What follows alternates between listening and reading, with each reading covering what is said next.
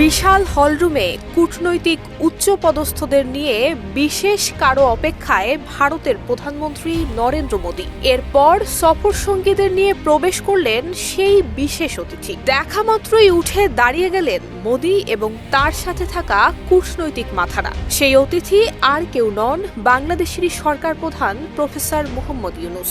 দুই নেতার এমন সাক্ষাতের মুহূর্ত নজর কেড়েছে বহু বাঙালির। কাঙ্ক্ষিত এক বৈঠক, যার দিকে বহুদিন ধরেই তাকিয়ে আছে দুই দেশের মানুষ। থাইল্যান্ডের রাজধানী ব্যাংককে বিমস্টেক সম্মেলনের ফাঁকে দুই দেশের সরকার প্রধানের মধ্যে হলো সেই দ্বিপাক্ষীয় বৈঠক। আলোচনায় উঠে আসলো এমন সব চাওয়া পাওয়ার হিসেব নিকেশ, যার দিকে তীর্থের কাকের মতো তাকিয়েছিল বহু বাঙালি। আলোচনায় এসেছে সাবেক প্রধানমন্ত্রী শেখ হাসিনার প্রত্যর্পণ এবং ভারতে বসে তিনি যেসব উস্কানিমূলক বক্তব্য দিচ্ছেন সেই প্রসঙ্গ। এসেছে সীমান্তে হত্যা বন্ধ, গঙ্গার পানি চুক্তির নবায়ন এবং তিস্তা চুক্তি প্রসঙ্গ। দুই শীর্ষ নেতার আলোচনা ইতিবাচক এবং ফলপ্রসূ হয়েছে বলে জানিয়েছেন প্রধান উপদেষ্টার প্রেস সচিব শফিকুল আলম। দেশ জুড়ে তোলপাড় ওয়ালজ এন্ড ফ্রিজ কিনে আপনিও হয়ে যেতে পারেন মিলেনিয়ার।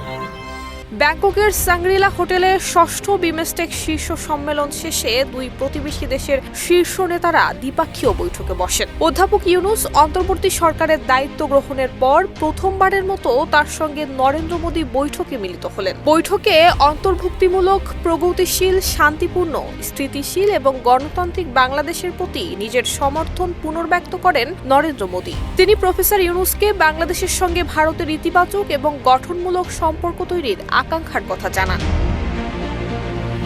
বৈঠকে ভারতের প্রধানমন্ত্রী নরেন্দ্র মোদীকে একটি বিশেষ ছবির ফ্রেম উপহার দিয়েছেন প্রধান উপদেষ্টা, যে ছবি কিনা 2015 সালের। সেদিন মুম্বাইয়ে অনুষ্ঠিত 102তম ভারতীয় বিজ্ঞান কংগ্রেসে অধ্যাপক ইউনূসকে স্বর্ণপদক দিয়েছিলেন ভারতের প্রধানমন্ত্রী। অন্যদিকে 3 এপ্রিল বিমস্টেক নেতাদের সম্মানে আয়োজিত নৈশভোজে অধ্যাপক ইউনূসের সঙ্গে নরেন্দ্র মোদীর দেখা হয়। নৈশভোজে একই টেবিলে তারা বসেছেন, পাশাপাশি করেছেন কুশল বিনিময়। যেই দৃশ্য এরই মধ্যে সামাজিক যোগাযোগ মাধ্যমে ভাইরাল। কূটনৈতিক বিশ্লেষকরা বলছেন, দুই নেতার মধ্যে এই সাক্ষাতের মধ্য দিয়েই হয়তো গলবে সম্পর্কের বরফ।